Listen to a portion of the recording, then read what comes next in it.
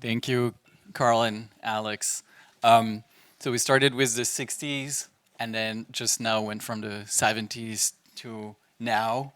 Talked about technology giveaway, Lockheed and Disney, the disconnect between art and their times.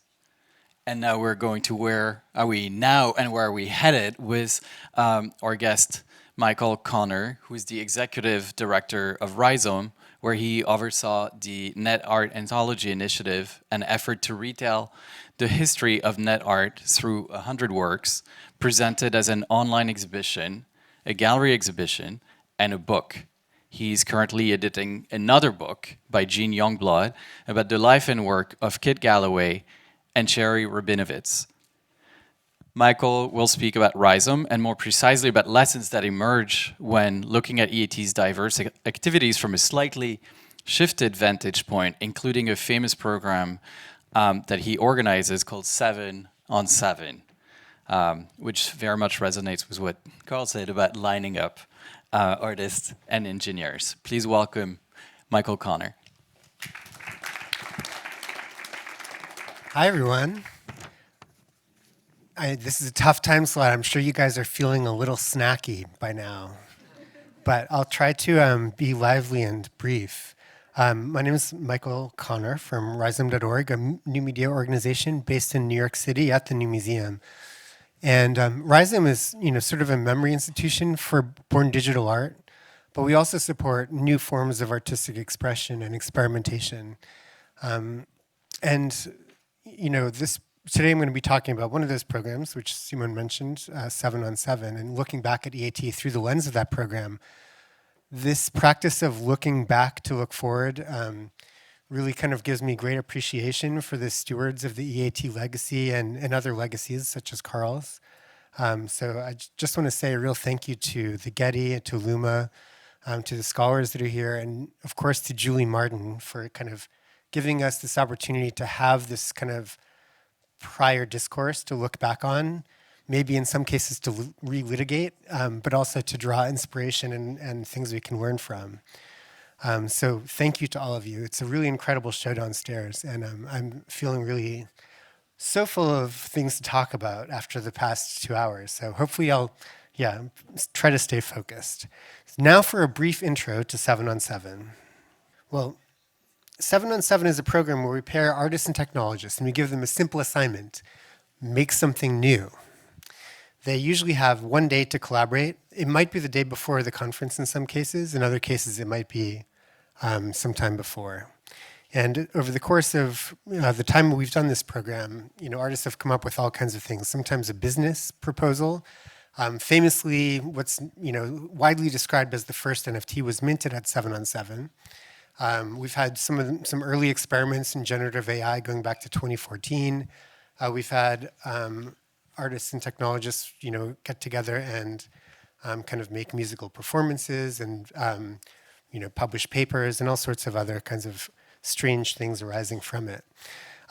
So the project started in 2010. It was founded by Lauren Cornell, and it was really explicitly looking back to E.A.T. as a precursor. When they founded it, they were trying to revive that legacy in many ways. And so they announced this first edition. I was not yet working at Rhizome. I actually had a kind of fledgling podcast at the time called Radio Visual. And so I was very fascinated by this program, which seemed rather unique in the landscape of the moment. And so I called Julie Martin to ask her what she thought of it. I had met Julie back in 2002 in Leeds. They did a screening of the 9 Evenings films, or maybe the first one, and Billy Kluver was there. And actually, I remember very, very vividly how deeply he believed that his life's work had been a failure. And in specific, it seemed that he thought that the whole kind of project had really fallen apart through the 70s and into the 80s because there were too many examples of people doing art tech projects of very dubious quality, and people sort of saw the whole field as discredited. And honestly, I was a young curator. That was kind of my perception as well. I felt like we were a fringe group hanging on to this kind of, thing that had had a heyday in the past, and that there was a slightly older generation that had another heyday in the 90s, and I kind of missed that too. And I was kind of quite happy with that. I was like, oh, this is interesting. We'll see what comes out of these ruins, right? So 2010 comes around and they announced this program. I called Julie and I said, Julie, what do you think? They're doing an EAT inspired thing. And she said, well, that will never work. She said, artists and technology companies have intentions which are too far apart. And therefore, these kinds of collaborations always fall apart. And I thought, that's interesting. So I went to 7 on 7. It was a packed house. It was... Yeah, I mean, I should say as the nominal technologist, one of the Well, I was an instant convert, I have to say. The idea of being at this event where kind of new thinking was being unveiled in real time was very unusual. I think people mostly bring to events things that are very rehearsed or kind of bounded by like an improvisatory frame. So this idea that like something kind of like was happening and being generated almost in real time was very unusual. Here's an example of like an early collaboration between Taryn Simon and Aaron Swartz, which I think speaks to maybe what an engineer wants from an artist. Yeah, I mean, I should say as the nominal technologist, one of the interesting transitions for me was coming to it with the perspective of making something that's not purely an app or a program, as Taryn said, but provocative, something that, is not only useful, but, raises deeper questions and brings things different. And I think that's one of the interesting mergers we realized. Yeah. How did this just suddenly start working? Like, what happened? That's so bizarre. Yeah, so I think this sort of moment in their presentation suggests like that it was a very unique kind of feeling in that moment. There was like new media organizations in this kind of subcultural group, but this idea of like, bringing fields together was still fairly unusual. So, all kinds of things happened, as I mentioned. Here's the kind of clip of that quote-unquote first NFT moment. In 2014, Kevin teamed up with a technical expert, Anil Dash, to mint the world's first NFT and present the idea to a conference full of people. Hey, are you interested in some animated GIF art? Am I ever? I got a cool thing here. Check this out. Hey, do you want to buy that? Yeah, name your price in any currency.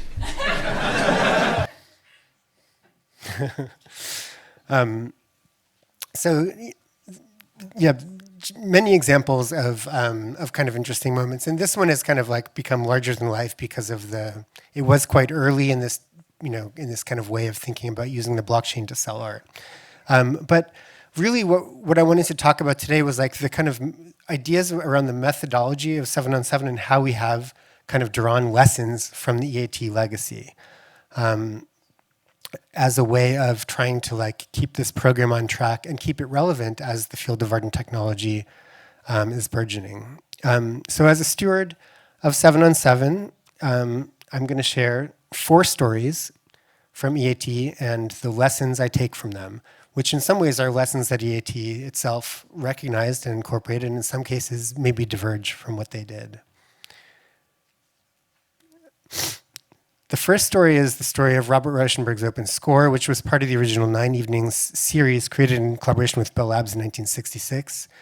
Now, you all know this piece, I imagine. The lights were supposed to be turned off as the players hit the ball with the racket.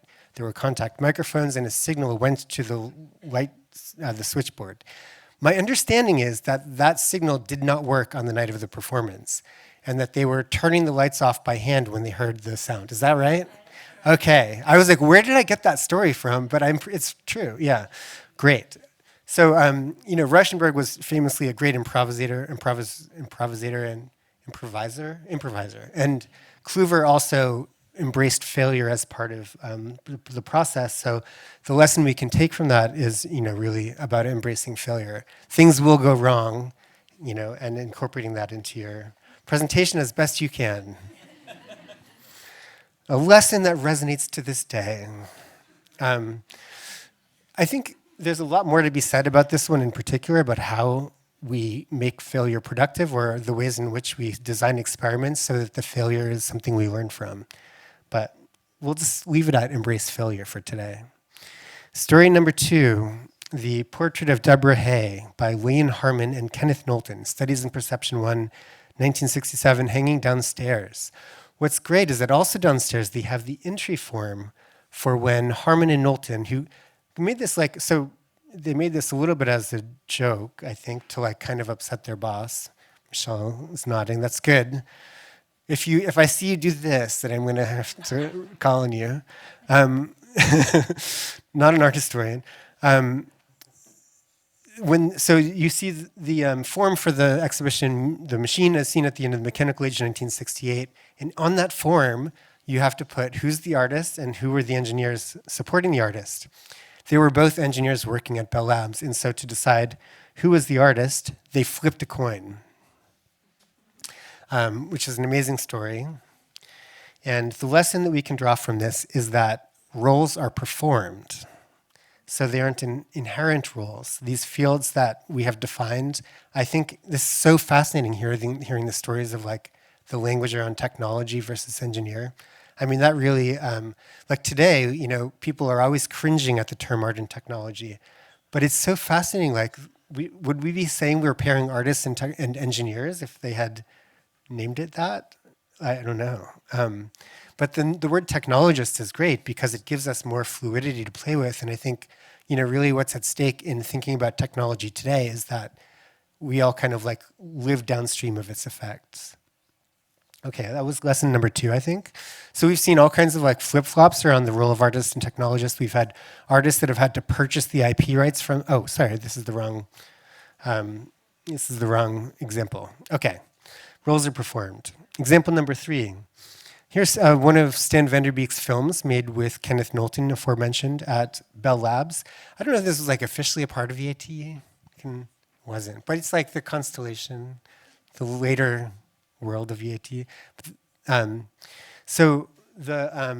This was made by a programming language that Knowlton developed called Bflix, where you could kind of program the computer to generate certain kinds of outputs. Vanderbeek loved it. He made a number of films with Knowlton. And these are some films from, I don't know if this exact film is downstairs, but Lillian Schwartz came along after kind of Vanderbeek's residency and started working with Knowlton as well. And Schwartz started working with the Bflix programming language, and she said, all this has to change. No, it's no good. She felt that it didn't like really convey the way that artists like work with technology. So she and Knowlton developed another language called Explore, which then became, kind of more widely adopted.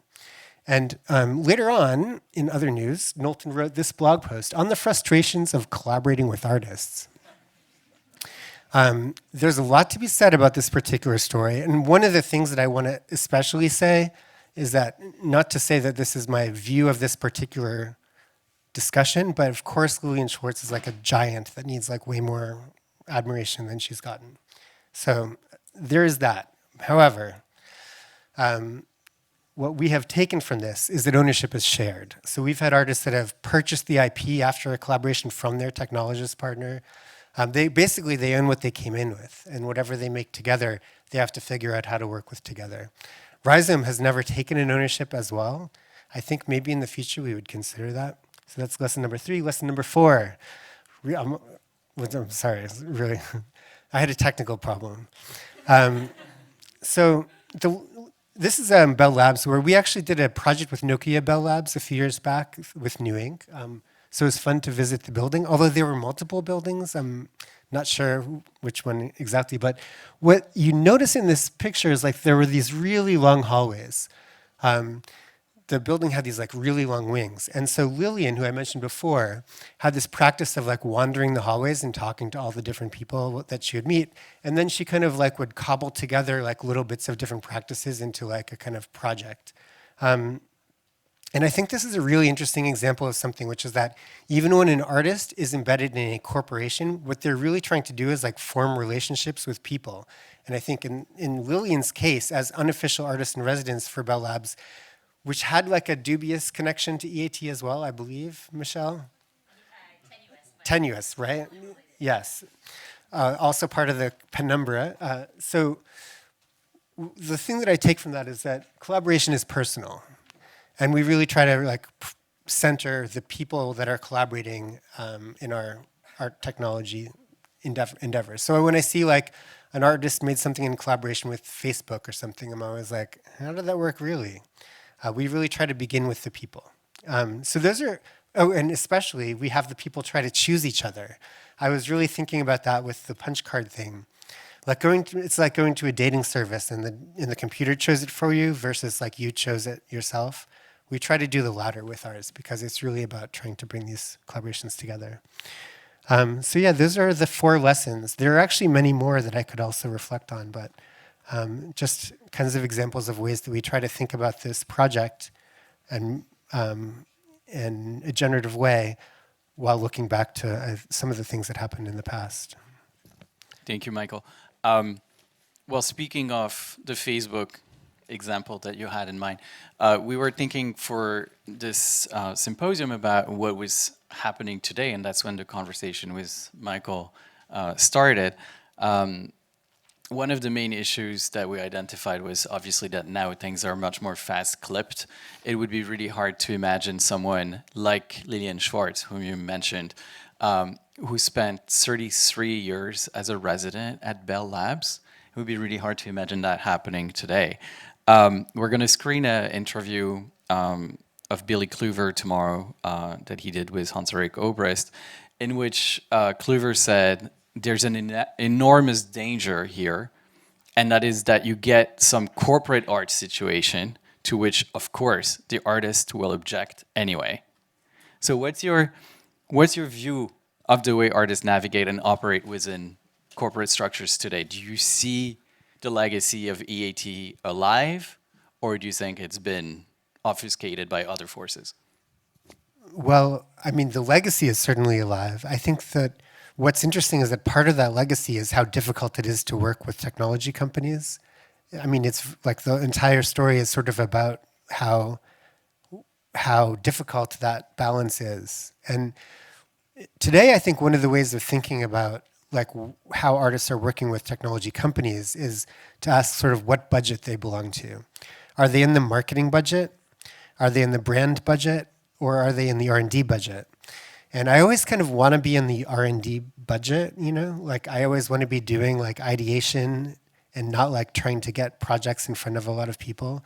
But it's interesting like how when you think about like this, even just like this topic of like lessons of E.A.T, you could, I think, and people have done some of this work, you could do like a lessons for 7-on-7 from E.A.T about like corporate partnership.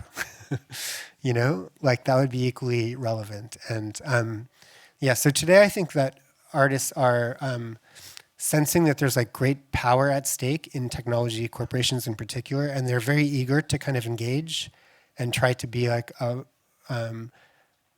developing like deeper understanding of like these processes and players that are shaping our world.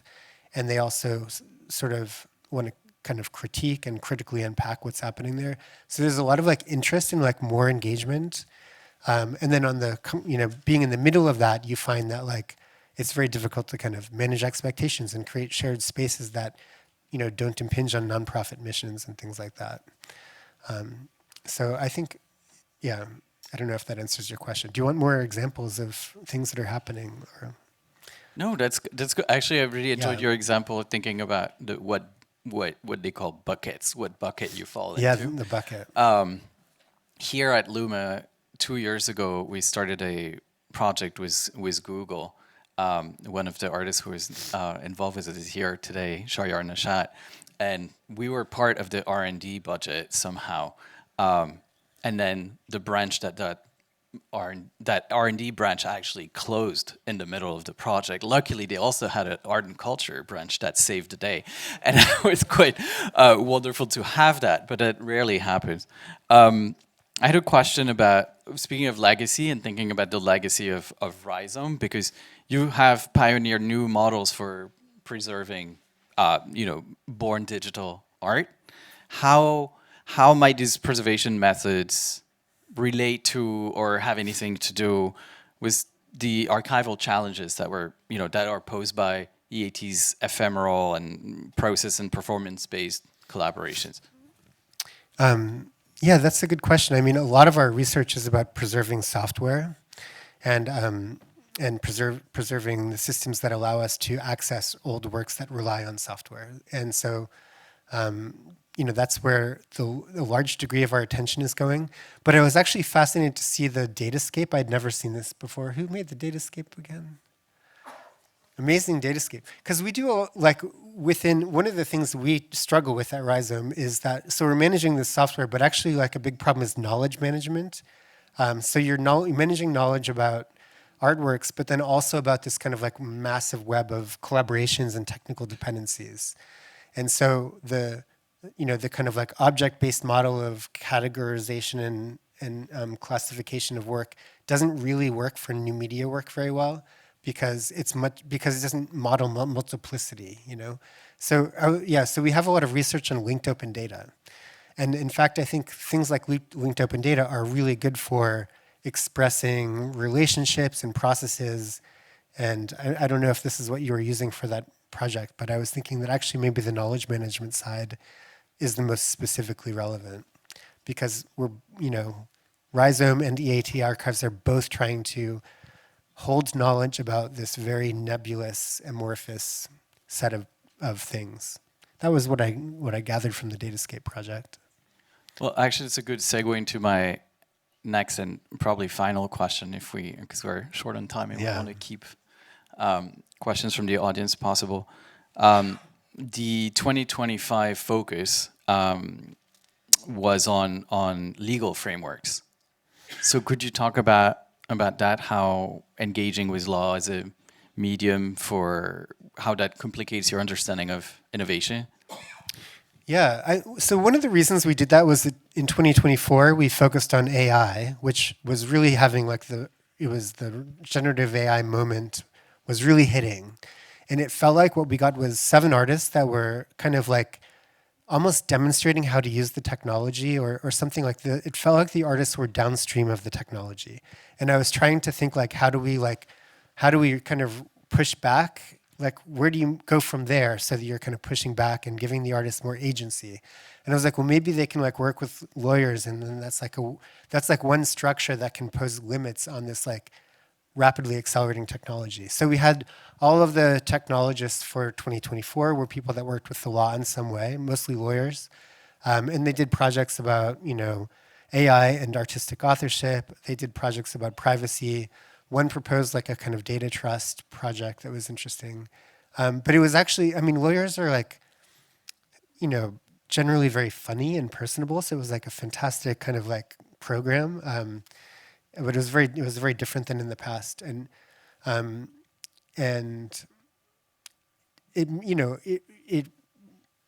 it felt like actually exactly the right thing to do. It felt like there was a real sense of shifting the balance again.